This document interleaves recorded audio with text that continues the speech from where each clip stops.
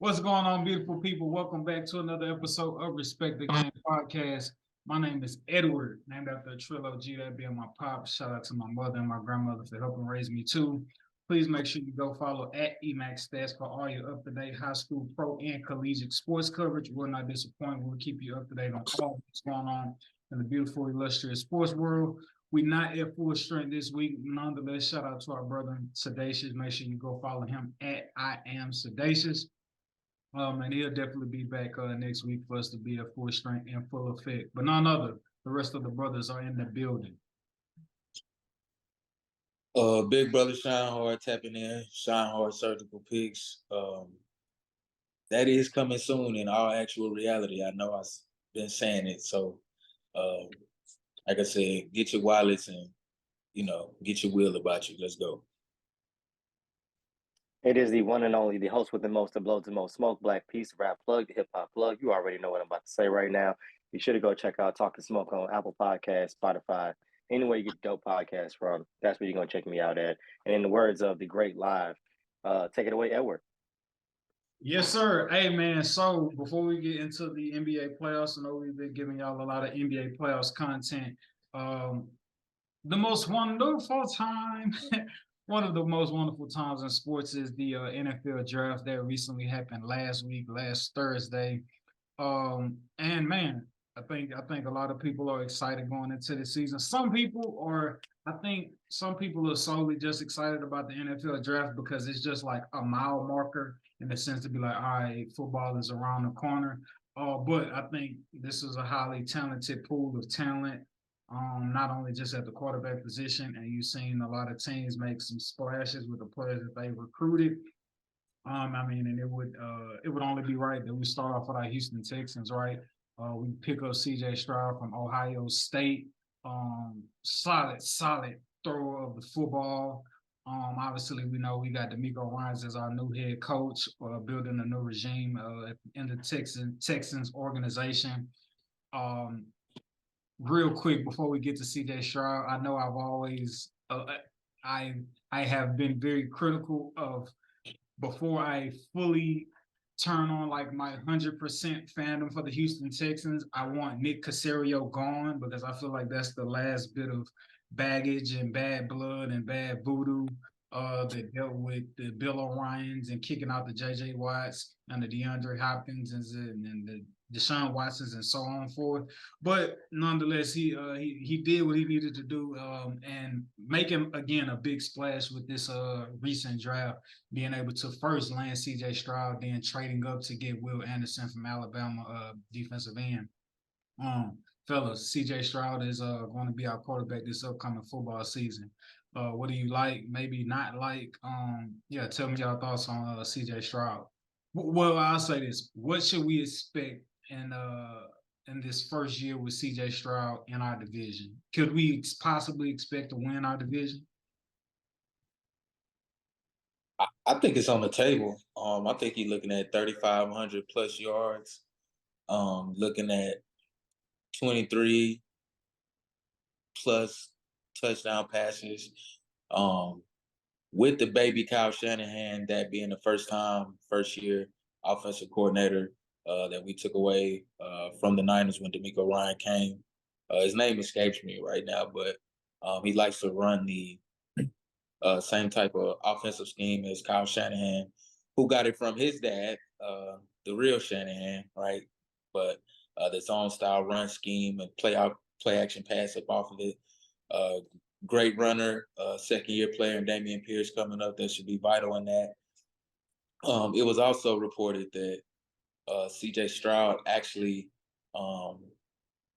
went to the Texans and alerted them that Tank Dell, he and Tank Dell had actually created a really nice rapport over the combine and got real acquainted with one another. And he actually advised them to go get Tank Dell and pair them together. So, and they actually took heed to that. Not to say that, I think it was more so a situation of they already had Tank on their draft board, U of H, homegrown kid, right? He actually reached out to them via Instagram and stated like, hey, don't let me pass in the draft. And, his wish was granted. So for them to go, obviously, That was their third pick.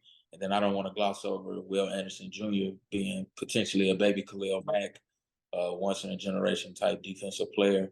I think we got two cornerstone pieces that on offense and defense, and we give CJ Stroud a nice piece in addition in the offensive game to accompany Dalton Schultz, another free agency ad, Robert Woods, another free agency ad, and then John Metchie, who thank God was able to, beat leukemia. He will be, I believe, within the starting four as well. So I think he's set up for success that first year. I think potentially be looking at 9-8. Hopefully, 500 it's impossible to go 500 now. And I kind of like that they did that with 17 game schedule, but we'll see. I think it was a great move. Man, I like the fact that they're actually making moves like a winning team. Yeah. The free agency was actually progressive. The aggressive moves in the draft itself. Not only did you make good draft choices, They you actually traded got up for every aggressive. pick almost. You got two back-to-back top players on the offense and defense that were available. You snatched up players that I feel like,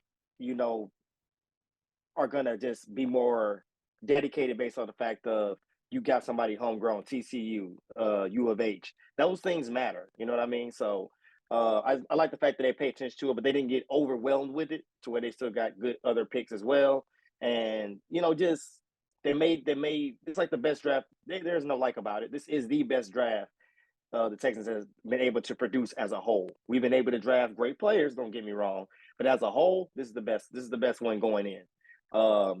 We got at least two stars on our hands, and I like the Tank Dell move. I feel something special about that combo, and for the information that Sean Howard just delivered, it just got me even more excited. I'm just like, I can't wait. I feel like it's going to be a little bit of a that quarterback and slot relationship that we love to see, that opens up the offense. That's what I'm hoping to see, because he is a slot receiver, right? He's a smaller guy, if I'm not mistaken, right? Tank Dell. Yeah, he will in our offense. He'll definitely be used as a number 3 receiver. He can come out the gate right away and be the starting number 3. I think they'll give Robert Woods the number 1 spot, and I believe they'll let John Metchie the 3rd, be that serve as a number 2, and then Tank can, come service in at the slot, which would be great. That's his natural position. So, and I feel like we also got the players that we drafted, not drafted, but players that we've been acquiring lately. They've been in situations where all they want to do is get the opportunity to be able to be great. Woods, he's been wanting the opportunity to be great again. Schultz from Dallas, he's been wanting the opportunity to play with a organization that's trying to move forward, like Houston is. Dallas is a little bit confused on what they want to do. Huh? Coming from the poverty Cowboys, man, I just got to figure a certain somebody will have something to say about that. But Dalton Schultz will look good in some red, blue, and white, man. And yeah, I know everybody in the audience. It does sound like Sean Howard has ventured over back into the path of the right now, which is the horrible abyss, but we are looking to jump and leap into the glorious hedges of life-giving light. So DeMeco Ryans is a big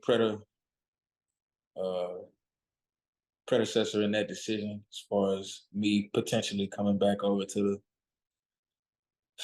the dark side. So I may potentially become a Texas fan again. And I respect you know that. what? At the move I they am, done, I because I can stamped totally this respect draft. that. I'm a believer in DeMeco Ryans, Nick Caserio. If he just so happened to get fired midway through the season, at the end, that'll make me, full on committed. But I think I'm back on the truck, man. I'm back on the wagon. Do you feel like that's a decision that needs to be made if the Texans are successful? They need to fire him, because they feel like most of these decisions aren't even being made by you. This is a DeMeco Ryans move. It's hard to fire a guy, especially if these draft picks pan out like I think they will. Gonna be hard to fire him after this. I will say this. I know it's two completely different professions in terms of basketball and football, NFL and NBA. But mind you, Ujiri, GM for the Toronto Raptors, did fire Dwayne Casey following year or the next year, that following season after winning, not even following off season, after winning Following him winning Coach of the Year.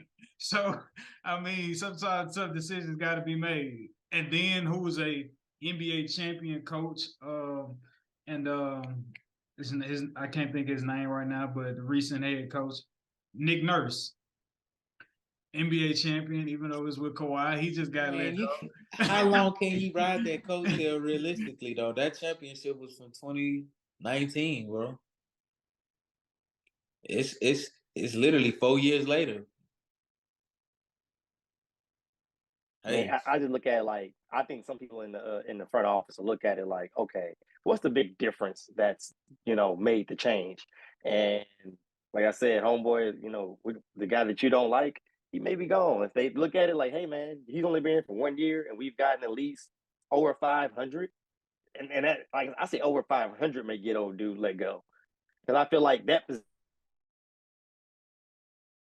position like had his hand in enough to be like, or you can let him go, find somebody better, and let me orchestrate that with the ease that I'm doing that. So a certain extent, he's doing this stuff with ease. He wasn't in that draft room like stressing out. I actually, before he made his picks, he was in a very positive energy. He was smiling. He was, standing on his feet. He was actually anxious so these moves can happen, so he can show how aggressive, how good he is as a coach, and how he's taking control of the power they're giving to him. You know what I'm saying? I watched it. I'm watching the draft. I'm like, why they paying in on D'Amico pretty hard? He like has some up his sleeve. Next thing you know, second pick, Stroud, good quarterback, bet. We didn't fumble the bag. Next thing you know, we get a trade. Boom, we got a third round pick. We get like you said, a once in a generational talent, defensive player. So I'm just like, you know what? Like, homeboy may be gone, bro. Like, this is all D'Amico moves. This is nothing that was like the level of moves when everybody else was in charge. I'm like, Nick Casario, this isn't your work. I'm familiar with your work. This is inconsistent. You like to destroy. You don't like to build. You like to destroy. This is God's work. What's the name? When they say the enemy come to steal, kill, and destroy, Nick Casario, you are alive. Yeah, one season this guy's here and all this happens, and then you've been here for so long. Yeah, like, that's nigga, the difference. This ain't you gotta you. go, bro. This ain't got you written all over it. You're the succubus of the situation. Man. Yeah, man. So for talking about Tank Davis, he is being drafted to the Texans after coming off back-to-back 1,300 receiving yard seasons. So that's Tank Dale. Dang, what did I say? My bad. I said Davis. My bad. Tank Thinking about it, yeah. I'm like, damn, we got Tank too. We got Javante. Yeah, the whole army over here. I don't know we gonna put him in. Tank Dale, being drafted by the Texans. He's coming off back-to-back 1,300 receiving yard seasons. And then his senior season, he finished with 17 touchdowns. Will Anderson, his career stats: 115 solo tackles, 205 tackles total, 60 plus tackles for loss throughout his career, and 34.5 sacks during his career with Alabama. And just a quick, I guess, Rolodex of all of the accomplishments made by none other than C.J. Stroud, being in the Big Ten. First Big Ten single season passing yards with 3,193. Big Ten record with 34 passing touchdowns in one season. Career passing efficiency 182.39. He has the record for most passing yards in a game, which is 573. He holds the Big Ten record. With most passing touchdowns in the game, with that being 6. Yeah, the list goes on and on, man. CJ Stroud, obviously, if you're a big college football fan, you know he frequented the college football playoffs. He also frequented the being in the running for Heisman year after year after year. And so yeah, man. CJ Stroud, definitely a great pickup for us. I was leaning towards wanting Bryce Young, who got drafted first. But if you've seen CJ Stroud play, you can't be mad. And seeing his talent, I think he has the type of talent that should pretty easily transfer over to the football field. Though it comes with growing pains, that comes with the territory. But I think overall we should be encouraged with this pickup.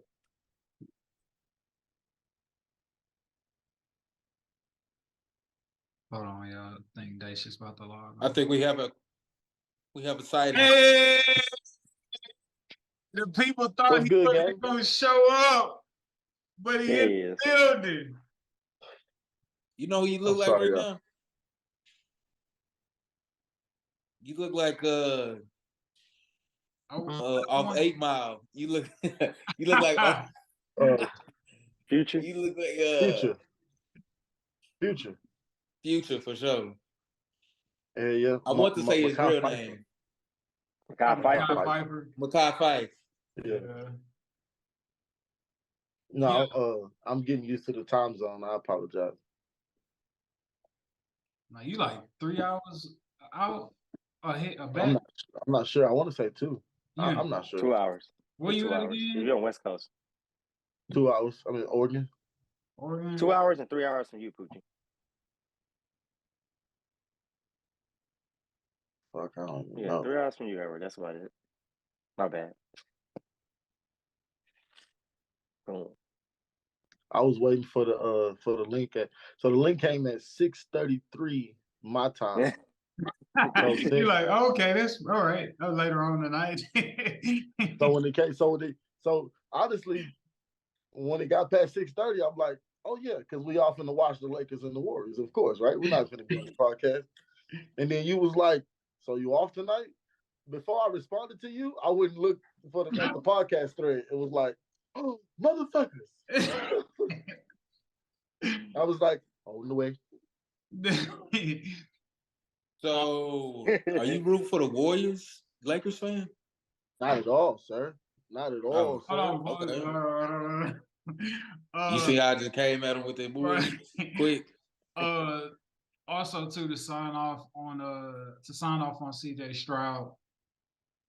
In his senior season, he finished with 3,688 passing yards, had 41 touchdowns to only 6 interceptions, and had a QBR rating of 177.7. And he finished his career with Ohio State, 85 touchdowns, only 12 interceptions, over 8,000 passing yards, and 182 QBR. Yeah, man, Dacious, just hopping on. We're talking about the NFL draft. We seen your boy Michael Parsons a little upset when they was showing him live as they were doing the NFL draft. Feeling like, yo, we missing out on some good players. What is going on here? You're our number one tuned into Cowboy fan correspondent. How did you feel about the Dallas Cowboys NFL draft? How would you grade them? Honestly, how I've been grading them for the past drafts, and I know everybody's been looking at the draft at face value, been like, the Cowboys did a good job last year, particularly, and the year before with CeeDee Lamb. But I feel how I've always felt since Jerry Jones has taken over the helm, is that he needs at least counsel. He needs a team of young black minds counseling him with new techniques, new scouting tricks, new ways to go about analyzing talent, right? Which is why Dion brings up the point of HBCUs, right? Granted, there's a little bit of debate with Dion when it comes to that, But that's where my mind goes when it comes to the Cowboys. It's like, right. Like, as far as the Cowboys go, not only are they not thinking about HBCUs, they sometimes don't even know what direction they need to be going. And I think that's all because of them being under the helm of Jerry Jones, which for me just makes me just root up until they get kicked out of playoff contention until the season is over, because that's just how I feel, right? Everybody still want me to respect that. That's kind of hard for me right now, and I don't see the situation where we get rid of him. So at this point, bro, I'm just gonna root until the Cowboys are not playing anymore in that particular season, because we're clearly not gonna win championships. And it's not because Cowboy fans are in denial, right? It's simply because we don't have the front office capable to structure a roster that would yield not even championships, bro. Let's get to the second, third, East, Hey, NFC, you want to know what's NFC real? I don't see a way y'all getting back to the playoffs now that the Eagles have emerged and seem to probably dominate the next 3 to 5 years. I don't know if y'all have the second best quarterback in the division. If we just go by who made the playoffs and who didn't. Eagles, Giants, Cowboys, Commanders. Mm-hmm. Yep. We know Jalen Hurts is first. Daniel Jones. Yeah, you know, I want to say he's trolling, because I'm like, what? I mean, I get it. I get it, because I feel the same way. Like, that's Dude, the that's Commanders. my sentiment right now. I mean, my Commanders Matt sentiment Corral is poised to have. I mean, not Matt Corral, but Sam Howell is poised to have a breakout year, I believe. I don't know, man. You know, Dak Prescott, man, showed me a lot last year. He apparently he loves giving the ball away to the other team. I don't know if he knows you can't do that, but yeah, man. I don't know. And really, the real Cowboys fans been seeing that's I supposed haven't to had to. anyway. I haven't had to go back on my Josh Allen Dak thing, because the proof is in the pudding, bro. You know what I'm saying? I never once wanted to see Josh Allen fall off and Dak excel and be like, aha, see, now I get to go back. Dak is better. Nah, bro, I'm gonna stand on that for the rest of time. Josh Allen is better than Dak. I'm sorry. Oh, I thought you said it the It's true. opposite way. I was like, come on now. All right, Dacious. So y'all had 7 hold on. 1, 2, 3, 4, 5, 6, 7. Y'all had 8 picks. Out of these names, tell me which ones you feel has the most realistic chance at making an immediate impact. Obviously, your first round draft picks are going to tend to play, but just your personal preference of what you see or what you feel. So round 1, 26 overall pick, y'all draft defensive tackle from Michigan, Mozzie Smith. Round 2, 58 overall pick, y'all draft Luke Schoonmaker from Michigan. Third round pick, y'all draft DeMarvion Overshown from Texas. 4th round pick, y'all draft and DeMarvion is a linebacker too, by the way. What's Shoemaker? Shoemaker not he's tight end from Michigan. Schoonmaker. I remember him. 4th round pick, got a guy on the defensive edge, DN, Villamai. Fahoku. Fahoku? Is that pronounced correctly? I feel like he got a brother in the league. But he's from San Jose State. Then you got a 5th round pick, offensive tackle from North Carolina, and Asim Richards. 5th round pick, also a cornerback, Eric Scott Jr. from New Mexico.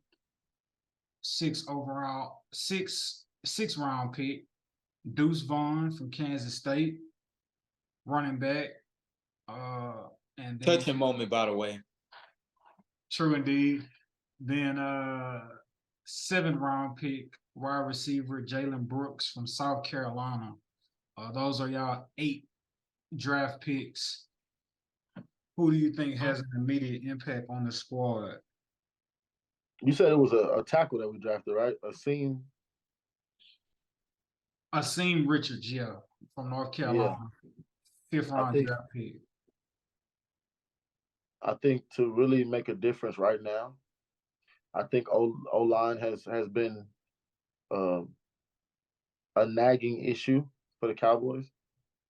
So if he can come on and spell and be really, really good and provide Dak with more protection, then maybe we get better plays out of Dak Prescott. But everything else, I think the Cowboys are good on, except I think the line is suspect, and I think the slot. So that cornerback may be key too, because the slot get attacked a lot because the middle of the field for the Cowboys is like one of the weakest areas, right? And sometimes you got Michael Parsons in the box, and sometimes you got him in coverage, and when he's in the box, that's a very, very vulnerable area. So yeah, either the tackle or the cornerback. That's why I would say that right now give us a little bit of a leg up. Which for me, I just feel like you can do all that, but if your quarterback sucks, then what? So so yeah, that's what I have to go with. Because I mean, overall, bro, honestly, with the Cowboys drafting, I wasn't impressed overall, right? If you had to give Because him a grade, what would it be? as a real life Cowboy fan, I give them like a C plus, B minus, somewhere in that area. You know what I mean? And then honestly, you don't know what grade you give the Cowboys until the season starts.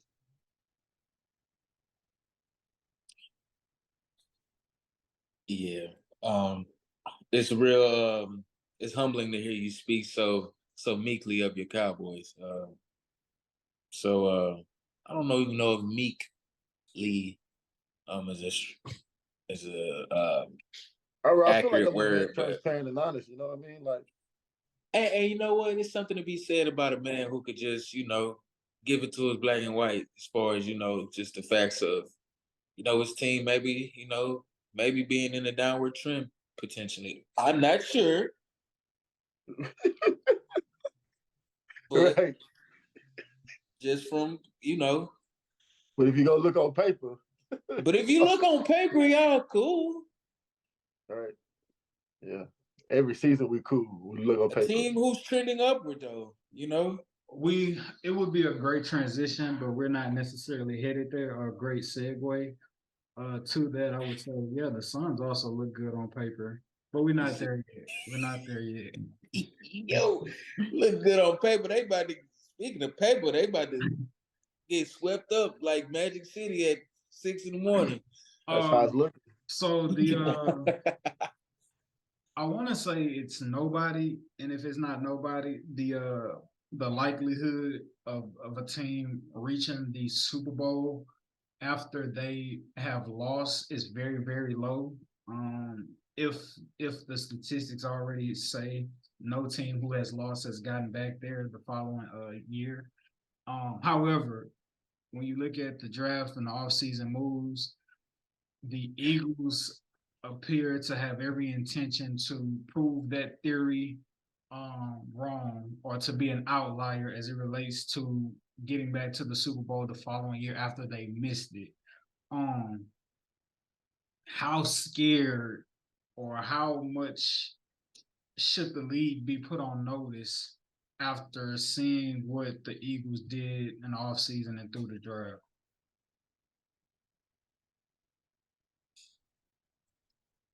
And I guess for me, I'm still kind of biased as a Cowboys fan. I still gotta like give me the first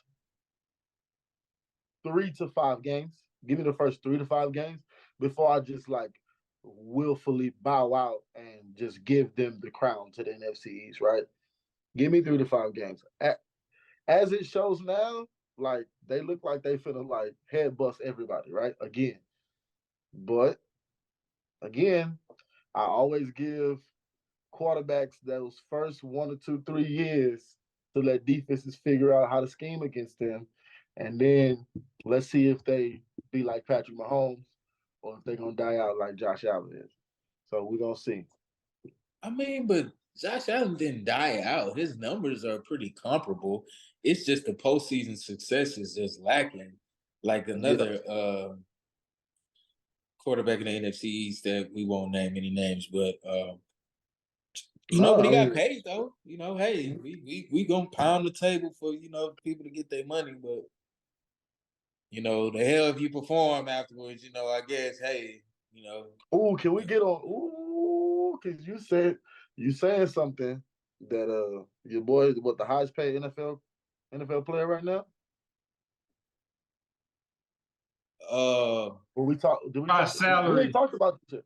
By salary? No, the yearly average salary. Yeah, but he did. Yes, he didn't eclipse. He didn't eclipse and guarantee money. We're talking about Lamar Jackson, 5 years, 5-year contract extension for, I want to say, 185 million. 185 guaranteed, 260 though altogether. Yeah, 5-year contract extension for 260 million with 185 guaranteed. What was we talking about before that? Before we went down this road? We was talking about the Eagles and how they look like they gonna just run through everybody next year again. Right. And if y'all believe that they gonna make it back, I don't think that's fluky. I think that team is set up to make it back, bro. I mean, I feel like they nailed the draft. They went ahead and got the Philadelphia Bulldogs in defense from a historically top-rated defense within collegiate football history.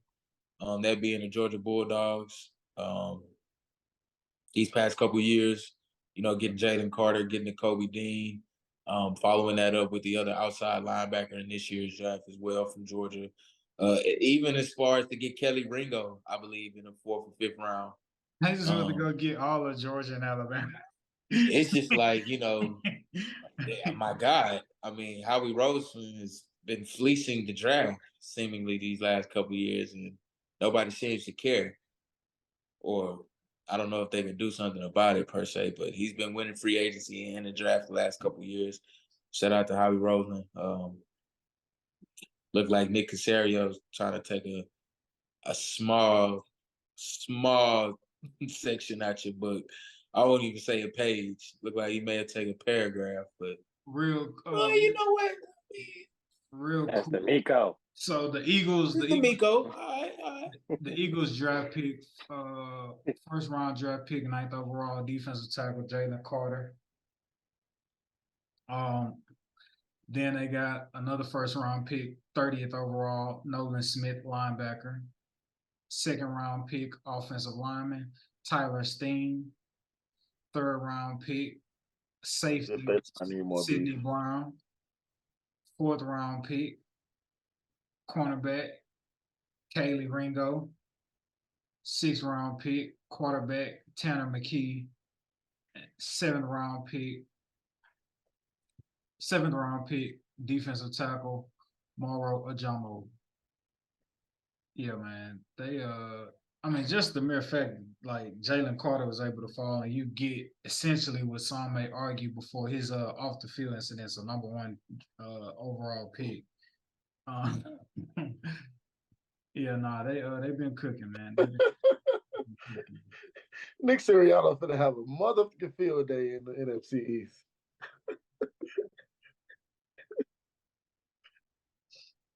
He finna just play around with the Giants and the Commanders and the Cowboys.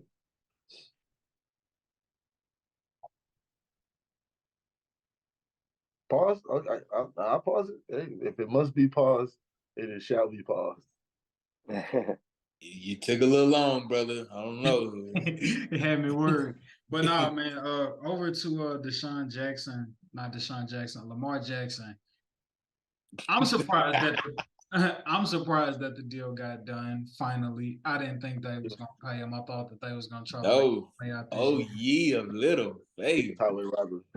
Yeah, no, I mean, I honestly didn't. Not that he wasn't worth it. I just didn't. I think they was gonna try to, handle Let business. your boy tell it over here. Your brother talking about some not worth it. What was that you said? That was highway robbery. What did Dak Prescott do to the Cowboys this past offseason? Because he went in there strapped. Stick him up. He went in there strapped up. I'm not denying it, folks. I'm talking about with the backup in the car. Hey, I'm saying, hey, young black quarterbacks, get all the money you can get. But I'm saying, I'm one of them. But we I want you to get paid. No, I'm celebrating this. I'm celebrating the fact that you got franchise tag and was like, nah, find a way to pay me my ducats. And they did it. And you got it. And you ain't gotta play another down, and you got it. That's the gangsters I didn't heard all week. Oh no. Let's not forget about your boy with the no trade clause. Jalen. That's what? I ain't tripping. And I'd be like, all right, y'all paid them. Let's see what they do. Joe Burrow's still looking better than most of them to me. Sorry. I apologize. To me. Joey Craig probably break the bank. I'm just saying though, I mean, you see Joe Burrow was set up for success right out the gate. Let's give him another one receiver. Let's not play. Let's go draft his partner. They got great chemistry already. T. Higgins will be an excellent number 2, which he is. And look at him, right? They have a couple AFC championship appearances to show for it, along with the Super Bowl berth as well. So, and then, you see Jalen Hurts, he gets his help in the offseason, getting his number 1 receiver in A.J. Brown. And then Devontae Smith can be a solidified number 2. And how seamlessly that has, worked out. They made it to the Super Bowl. So, Don't mix it, Kareem Hunt. I think a very much so a plan is in place for success. The NFL is very much so a copycat league. So we try to copy successful trends, building processes, et cetera, et cetera. So I like what D'Amico's doing, man. Let's see if we can't capitalize on this, man, and keep going up. Because people are like, oh, they traded a lot of things for the draft capital they got. But it's like, yeah, we did. But we kind of like the OKC Thunder right now. We like Sam Presti. We got an abundance of draft picks. So a lot of those picks we traded were other people's picks that we had acquired over the course of the last couple of years. So, hey, man. Right on, man. Over to the NBA. Joel, I be wanting to say Embiid and MVP at the same time. And Joel Embiid just recently won the MVP. The international players have been holding down the MVP for the past 4 or 5 years now. Giannis went on his run receiving the MVP. Then you had Jokic going back-to-back years. And now Joel Embiid, he received 73 first-place votes. The second runner-up was Jokic. And then right behind Jokic was Giannis. And the honorable mention behind Joel, Jokic, and Giannis was Jason Tatum. Yeah. I'll give it to you, Black Peace. About time, well deserved. You agree with it? Don't agree with it? Was he your MVP? How you feel about Joel finally winning MVP? I feel like it was well deserved. Felt like he earned it. I feel like they didn't just hand it over to him. Feeling like last year, like he still stayed at it. Kept it consistent, got better. Buckled down a lot too, man. I feel like he got a little more discipline.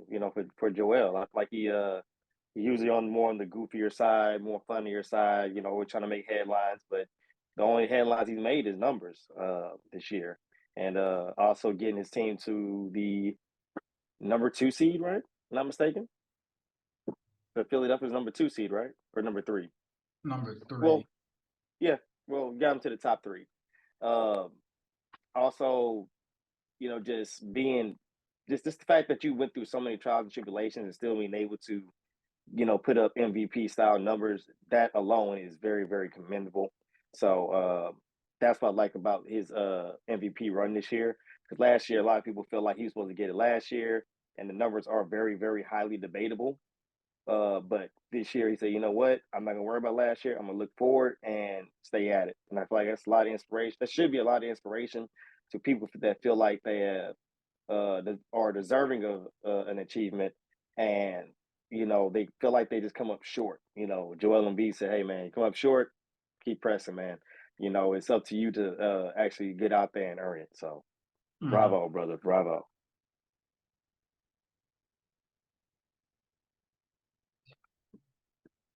Well, I disagree. No. I don't disagree with you, brother. I don't disagree with you, brother. I disagree with Joel getting the MVP simply because I feel like Jokic deserved it again.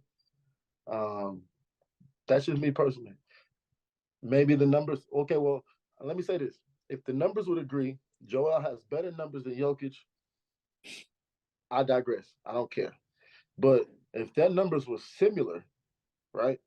So now I'm looking at like who's dogging consistently and who is having off nights, who having to shake back, who having to have their teammate carry the team. And it's like, bro, Jokic is spotless, has been spotless from beginning to still now as we speak. That's not true. All right.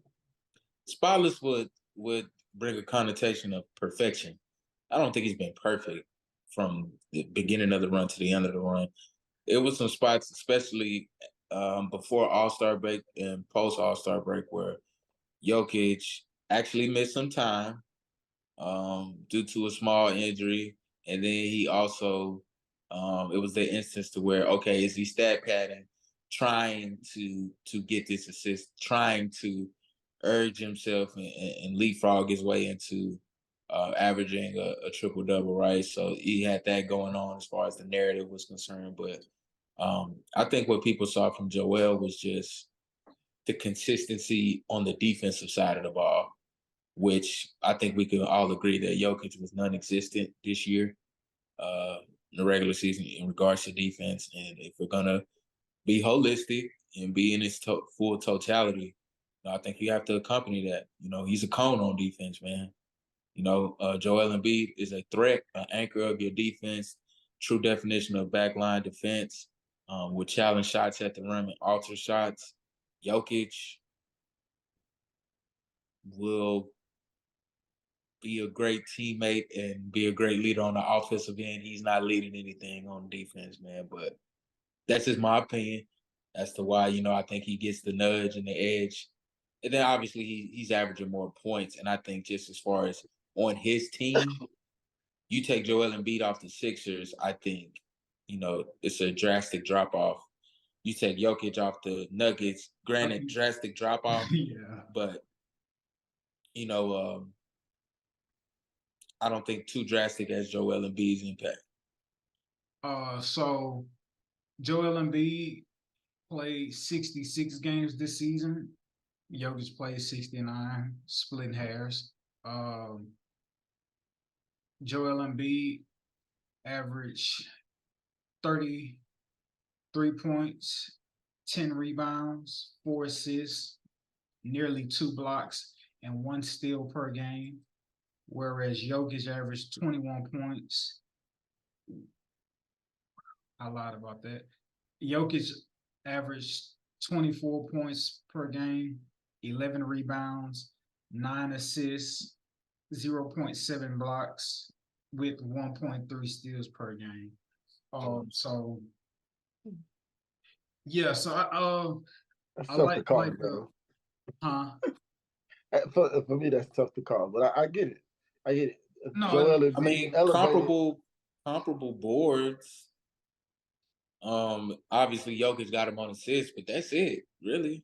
No. I would say Joel Embiid I would say elevated the biggest argument I believe for if you just like if you want to be like a diehard about like Jokic getting it, whereas like okay, Jokic isn't the defensive prowess as much as Joel Embiid is, but I think to a degree that can be compensated for how much he's the engine for everybody else's success in terms of I gotta go get mine making the team is better. and I have to facilitate, as much as I do.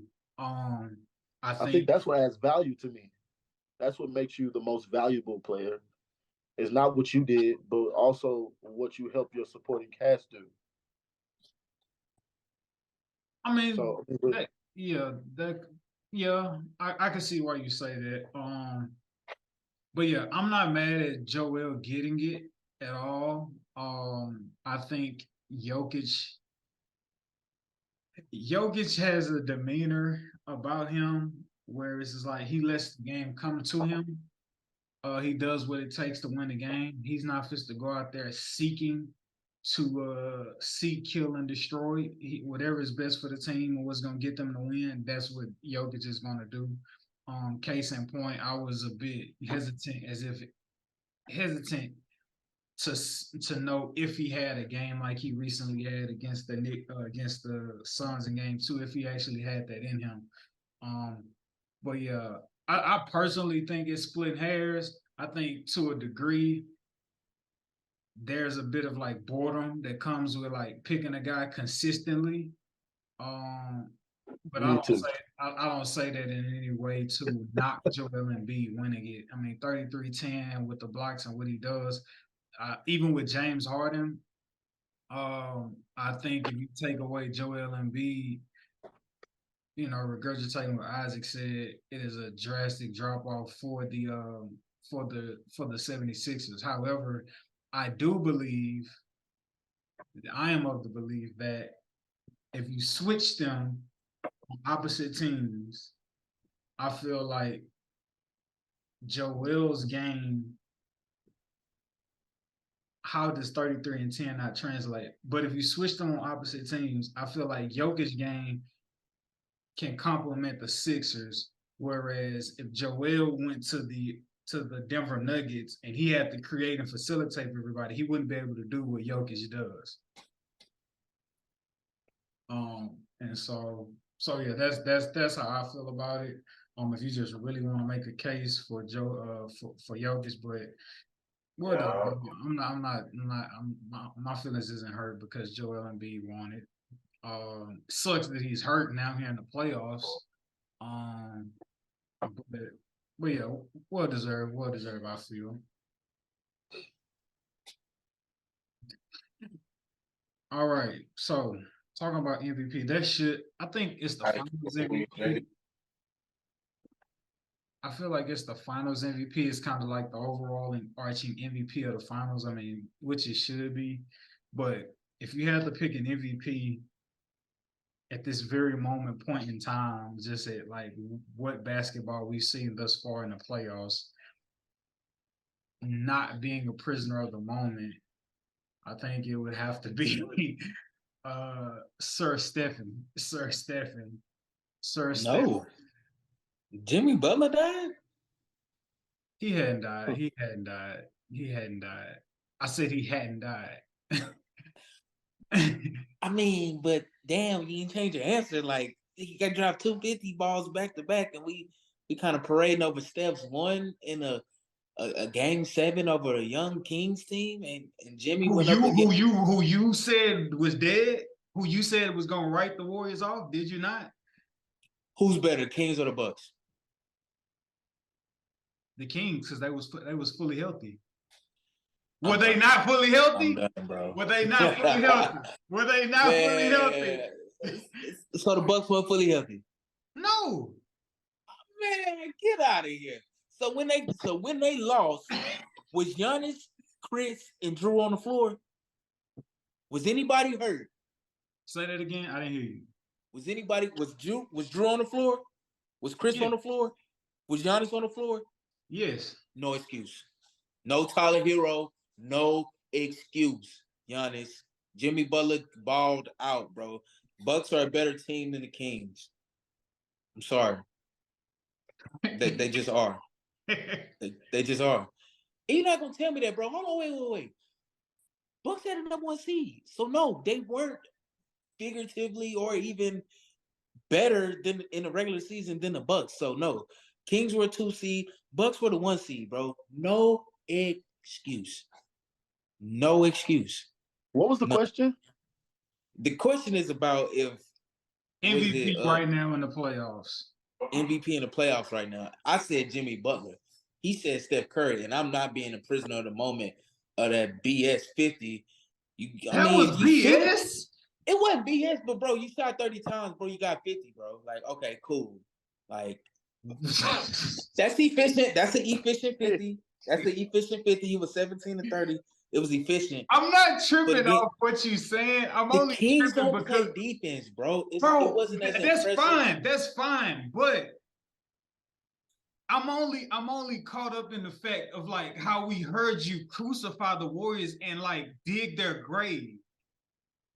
And now you're unimpressed. Hold on, Dacius. You dug their grave, and now that they have resurrected, you seem unimpressed. And it's like, how you not gonna be impressed when you dug their grave before they was even dead? I'm not saying I'm not impressed. But what I'm saying is it's not more impressive than Jimbo dropping 250 burgers back to back for the closeout. Is what I'm telling you. Okay, in that regard, which is why up until now, I will give him MVP of the playoffs. In that regard, 8 seed beating a 1 seed rarely happens in the NBA. That was the case with Miami and the Bucks, which is why it adds to I just gave you 50 and then 48 back to back to send a 1 seed home with a fully healthy 3-headed monster. Yes, Giannis missed 1 game in that series. No excuse still. I don't care. 2? He missed 1. 2 in that series. I think he missed 1. He missed 1. He only missed 1. He missed game 2. And he did not miss game 3. He played. I think he played game 3, bro. He played game 3, bro. I bet on him. He was at 49 fantasy. A man who knows is a man who bet on Trust me, I know. So you wouldn't say the game that they didn't have. Hold on, Dacius, before you go. So sorry, Dacius. Keep your thought before you go. Isaac, if the playoffs, if we had to give an MVP today, I retract that. What Jimmy has done has been absolutely exceptional. Put me on the cross of being prisoner of the moment with what Steph has done. Jimmy, thank you. That's all I'm saying. No, I own that. Jimmy, forgot about you. Recency bias of what Steph has done. Jimmy, you deserve an MVP. Nonetheless, there was an MVP performance. It was an MVP performance, but two back-to-back. Gotta respect the game. Jimmy, forgive me. Gotta respect the game. Yeah. Shano is always right in that regard. Go, Dacius. No, so I'm just saying, with Giannis taking off that 1 game, do we not say that was just a gimme game for Jimmy Butler? No. You played. It's the playoffs, bro. Everybody's hurt. Everybody's getting banged up. I can't give you that same excuse because they won't give it to Bron. They won't give it to KD. And he getting waxed right now. So there's no excuse, bro. Chris Paul went down. Come on. Nobody's saying, well, Chris Paul went down. Damn, bro. They just couldn't do it. They ain't have enough. No, bro. No. Sorry. They had more height. They had more technical defense, and they were the better. They had the more recent experience in the playoffs. Everything was in the Bucks' favor, to where the Heat were not supposed to win. And Tyler Hero went down. That was their primary scoring source. Giannis to where Adebayo didn't even do much. To where it was the Jimmy Butler show. Giannis didn't play game 3 or 2. That must have been game 4 you bet on. Guess who's still going with Jimmy Butler being MVP, though? 50 is 50. I don't care who you give it to, bro. It's the playoffs. Okay, with that, I'm glad you brought up that little bit of research because that swings me back to this side where I should have been, and it goes to Stephen Curry, bro. Are you serious? You got 2 games without Giannis. I don't care. I don't care because you know what? Them Kings, they was not easy. They was tough. They was real tough. They was tougher than the Bucks was. So they wasn't. With De'Aaron Fox having a broken hand, that nigga was still tough. Still gave them buckets in Golden State. Still Broken forced the finger. game 7. But that's not an experienced team. Fractured finger. That's not an this is what I'm saying. experienced team. The Bucks Okay, core so has experience. okay, it cannot be an experienced team. But don't say that they're not an experienced team now that y'all got y'all ass kicked at home. Don't say it Who now. would you rather that was the face thing. the Like first I round? said at the beginning. Would you rather They get young the bulls. Kings or would you rather get the Bucks? Yes or no? Kings, would you rather get the when it Kings or comes the to that, Bucks? see, that's where it's no comparison to me. If you're telling me Steph Curry deaded these niggas and Jimmy Butler was given 2 gimme games without Giannis, that deads the conversation for me. I don't think Gimme those are games gimme wasn't with games. Giannis. I don't think Gimme those are games. gimme games. They even No, out. if it's without Giannis, it's a gimme game. Sorry. No. Gimme sorry got to tell you. Giannis was there with the 50s. You got two perennial all-stars on your team still. By the time Giannis come back, he's a shell of himself, and it's already too late. Selling himself. No. We're not doing that. Hold on, wait. okay, No, wait. Don't say shell. You come back to play. Can you You come read back off to them play. shell numbers that you're looking at? I'm Please sorry. read those shell numbers off. Shell numbers. Giannis obviously got hurt in the first quarter, game 1. He missed games 2 and 3, came back game 4. When he came back game 4, dropped 26, 10, and 13. A triple-double. Right. Shelling himself. What was it? A 26, 10, and 13 with 2 blocks and 1 steal. 26, 10, and 13? And 13 assists? Yes. No, 13 rebounds. Right? No, 10 No, rebounds. 13 assists. 13 assists. Yes. That is. So they made Giannis pass the ball 13 times. No, we're not doing that. Bro. That's Yo, hold on, wait. He has more assists than rebounds. Wait. When does Giannis ever have more assists than rebounds, bro? Here, okay. Nigga, it's the playoffs, bro. You gotta adjust your game. At 26 points, and it just doesn't 26 points. See, now if he would have won the game getting 20 assists, I've never heard somebody try to poo-poo a triple-double just to make that point, bro. No excuse. Hold on, wait. Time out. So, what did we just say? 26, 10, and 13 for game 4 when he came back? Okay, let's just say he got into a groove for game 5 and he ended up having 38 and 20. Let me guess. 40 and 20 ain't shit either. No, that's Giannis. By then it's too late. So against Giannis, the triple-double a game before what's going up. Against Giannis's 38 and 20, Jimmy Butler dropped 42. Against Giannis's triple-double, Jimmy Butler dropped 56. He matched them every single time. If that ain't showing somebody up, I don't know what is.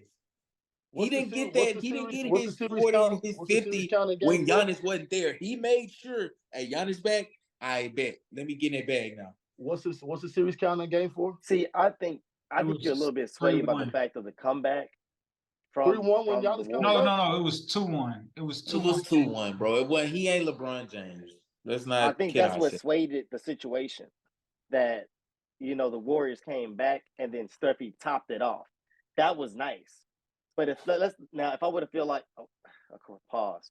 But I feel like if Steph would have got 3 games where he had that was 30, 40, 50, he would have some upward spiral like that, then I would give it to him. But it was the Warriors and then Steph took it over.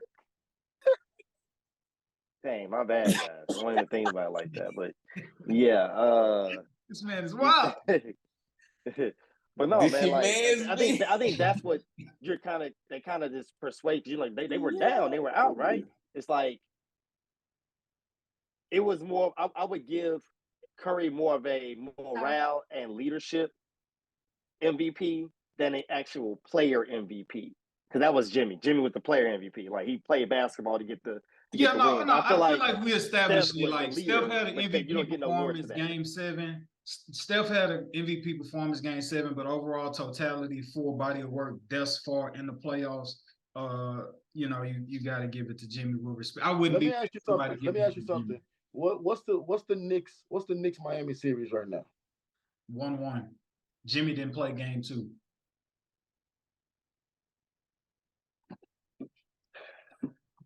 Here we go. Give it And if accolades. we Hold on. use And two, maybe Jimmy, to Jimmy's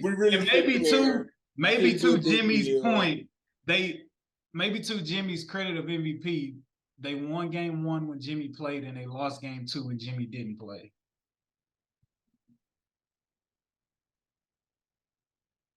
All right, so we're gonna give MVP to somebody in civilian clothes. What you mean by that statement?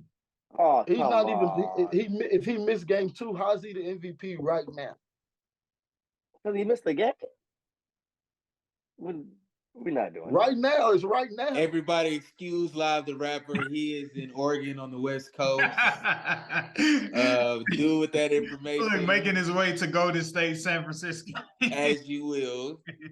Do with Hey, that. man. Hey, I'm tired of the Steph Curry disrespect on this show. Bro, it's not disrespect. Nobody's disrespect. See, look, you think me trying to give Jimmy his flowers is disrespecting Curry, bro? And bro, I just don't believe those two things. You know what's funny? Similar. I remember all of y'all saying that these niggas was going to lose, bro. And they balled out. Well, guess what? We finna lose now. Hey, guess So what? And now what? Draymond got suspended, bro, and came back, and they still won. So, all right. So let's try to have this conversation kind of collectively. What are y'all thoughts on this? I'll go to Isaac. Isaac, what are your thoughts on the Suns? Not the Suns, the Kings. What is your overall? No, ask me about them. Because the Suns is some shit. What is your take on the Kings and their future, and how do you see this series shaping out for the Warriors versus the Lakers? Kings got a bright future. De'Aaron Fox proved that he's a bright, budding young superstar. I'm sorry, forgive me. Who do y'all believe team the Kings is? I feel like it's an undisputed answer, but Fox. Fox a million. Okay. It was never it was never a question. Okay, because I felt like bonus ain't shit. You see what he did this past series? Thank you. Okay. I just that was never no question. So for whoever had that in their mind, crack is it that you smoke? Anyway. But nah, bro. I mean, the Kings are a great up and coming team. They're young, they're energetic. They play with great pace. Like I said, they have a great budding young superstar in De'Aaron Fox, and they have another young star down low in Sabonis. You know, I think they could be making some noise for the next few years. So, but to analyze this these Warriors Lakers, Grizzlies are definitely Cancun on 3. The Warriors and the Lakers, I think this is one of the more complete teams LeBron James has been on in terms of top to bottom roster talent. Not as far as overall talent, not saying this is the best team, but I think it's one of the more complete teams he's been on as far as just players 1 through 8 or 1 through 9. That's a very strong 8 and 9 man rotation. I think they could put up a real fight. Defensively, they've been the best defensive team in the league since the trade deadline, since the All-Star break. I think that trend's only upward in the playoffs. I think they'll be able to slow Golden State down to a degree, right? To a degree to where they can bother them enough to where I don't think they have an answer for AD in the paint down low. They don't have a presence that can match him. So if they can keep it close, I think they overwhelm them in the half-court game with Anthony Davis.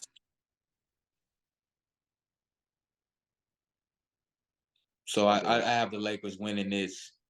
I have the Lakers actually winning this in 6. I don't think this goes 7. And then I want them to see what excuse they use for, LeBron had, and I ain't, man, bro, but guarantee, trust me, the excuse will be grand. I just mark my words. It will be grand when they win. Oh, but if he lose, they will kill him. Dacious, I think you're caught between a rock and a hard place. You deem LeBron the greatest player in the NBA, maybe in history, but Stephen Curry is your favorite player overall. I believe, or it's maybe crisscross with Bron and Steph, or maybe No, it's Braun then Steph. Bron But did yeah, Steph. So I feel like to a degree, your heart may be conflicted in terms of like who you riding with, who you picking.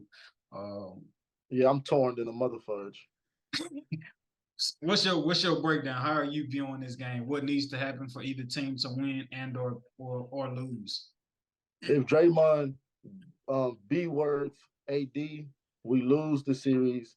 If AD can overcome Draymond's defensive tenacity and his harassment and all of his verbal abuse that he's gonna receive from Draymond, then we win the series. And that's gonna be the X factor. LeBron is way past the years of willing teams through series. He's gonna need AD to play his part to beat the Golden State Warriors. If not, Golden State will win. And it'll be bittersweet for me, but at least I'll have the team to root for to win the championship.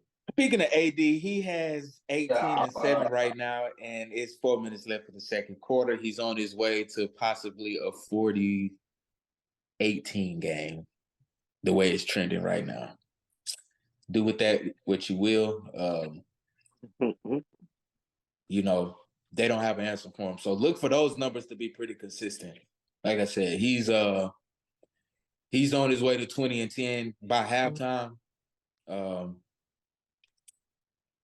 But if we can make a quick pivot, because I want to make this abundantly clear. The Suns gave up young, talented wings for an already made, hot and ready, hot pocket of a superstar, Kevin Durant. And I use that metaphorically speaking as in, I'm going to go to this hot and ready team. I'm going to go to that hot and ready team. And we should be able to bake it in 30 minutes and just come on. Championship. That's getting exposed right now. The Suns currently, they don't have any depth. Monty Williams is forced to lean on his starters because of the lack of depth.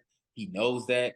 I don't think it's Monty Williams got stupid all out of the blue all of a sudden. He's like, oh, Monty Williams can't make good rotations. That's not it. He doesn't have any players to rotate to. Who's he going to put in? Landry Shamet?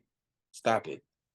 This Come just on. in, Chris Paul is possibly out for game 3 and 4. Done, Oh, bro. no, They are fried, bro. That's not possibly. He out. He's done. I saw with the way he grabbed that hamstring, taken from a Houston Rockets fan who saw them in 2017, 2018.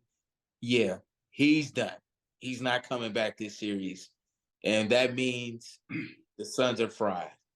So this is speaking about the Suns. This is my analysis through game 2. Obviously, when you down the saying goes, the playoffs or the series doesn't start till somebody loses at home. Then on the other end of that, you can look at Denver and say they did nothing special other than protect home court.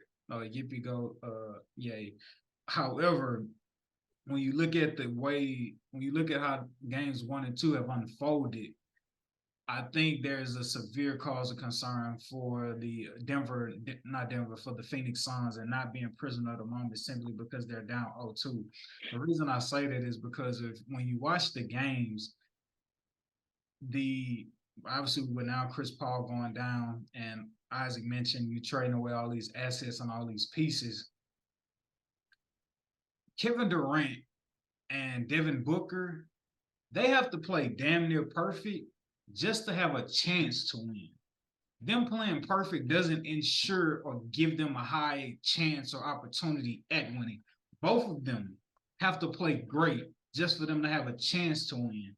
I don't see, and maybe that's because Chris Paul went down or whatever, but I don't personally see when the game flow begins to go up and down, there's no scheme or no anything being ran to get those guys easy shots. Granted, it's Kevin Durant, it's Devin Booker, so I mean teams are already gonna plan to make their lives a living hell when it comes to trying to prevent them from scoring and attacking.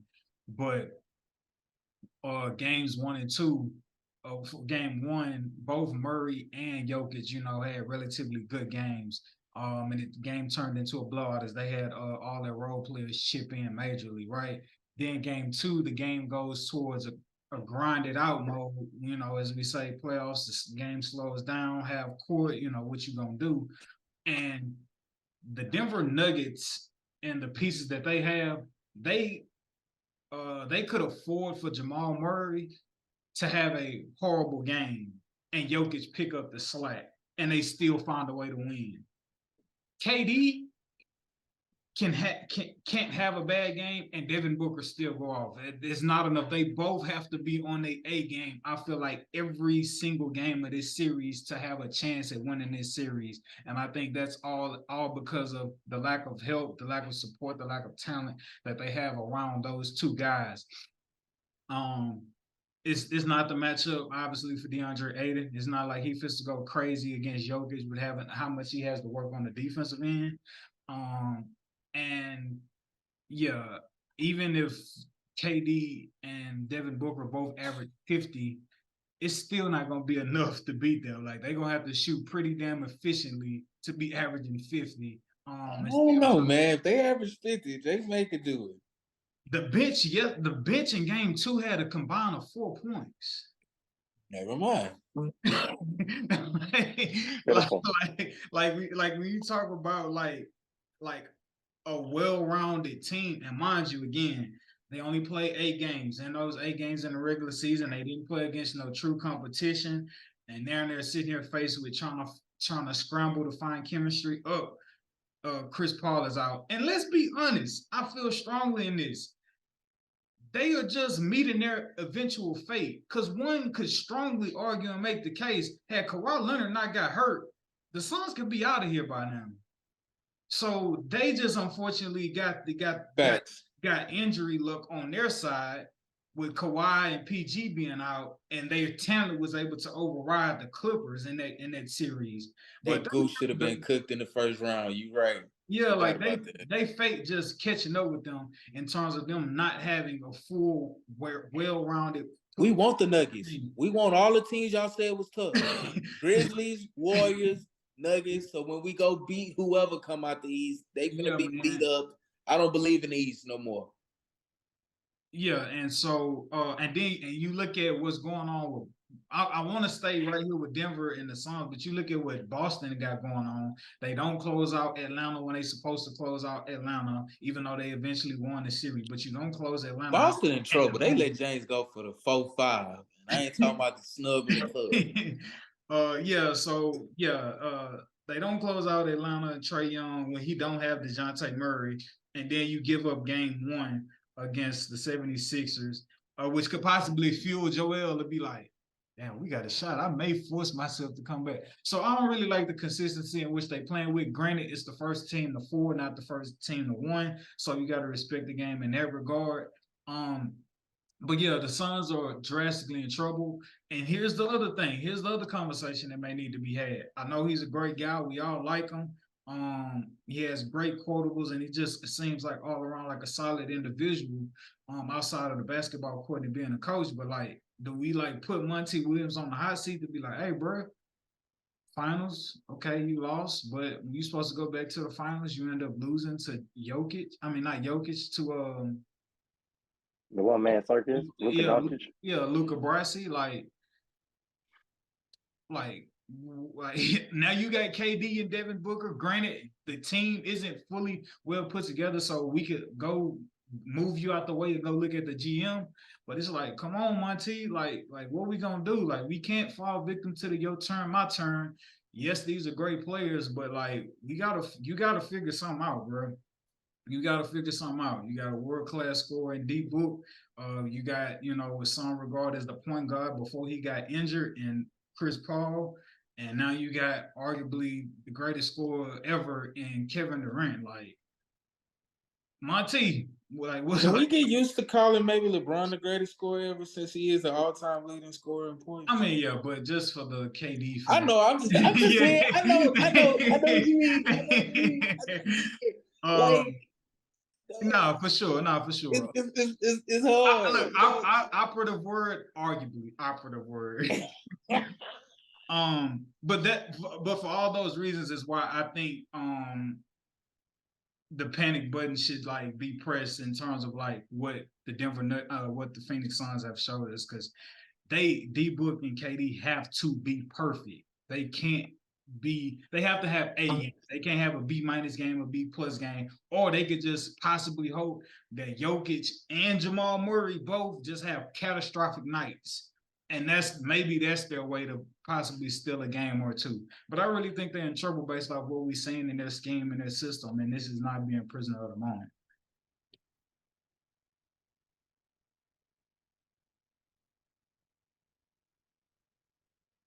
Yeah, they in trouble. They most certainly in trouble. You niggas in trouble. They should have been eliminated, like y'all said, round one. But this mysterious injury that Kawhi had, whatever. It ain't mysterious, man. He tore his meniscus. Okay. Damn. Okay, so I feel like there's there's always something with Kawhi Leonard, but it is what it is. But they anyway, got degenerative knee disease, bro. They don't have enough chemistry, and like you said, Edward, Monty Williams, they trusted in your capabilities to be able to pick up KD, insert him, and you be able to handle that. No, bro, don't blame that on Monty Williams. They don't have any depth. He don't have a bench to go to. And he just leaning on his stars, bro, and it's failing him. So that ain't no money. That's an organizational decision that you go all in on Kevin Durant and say, F a bench. You made the wrong move. Look at the Lakers paying great dividends. I'm talking about Williams when they shoot the gun on these trades though. Or they like, oh, well, however he gonna feel about it is just whatever. Man, Lakers in 6. Lakers in 5, maybe 6 against the Nuggets. Yeah, I say Brown win his 5th championship. Then what they gonna say now? Well, he needed 6. You already know it's coming. You know it is. That boy the GOAT, man. Let him be. Let him be the GOAT. Nah, man. Let my man make it. Nah, man. Yo, beautiful people. Thank y'all for tuning in. That is what we call a beautiful, great episode. Yeah, man, don't take y'all for granted taking the time to check us out and listen to us. More talk, NBA playoffs, NFL off-season moves, and everything else is going on. Y'all be beautiful out there. Continue being beautiful out there, man, and keep pushing even though times sometimes get hard, man. Don't quit. Don't give up. Love you, beautiful people. We will see y'all next week.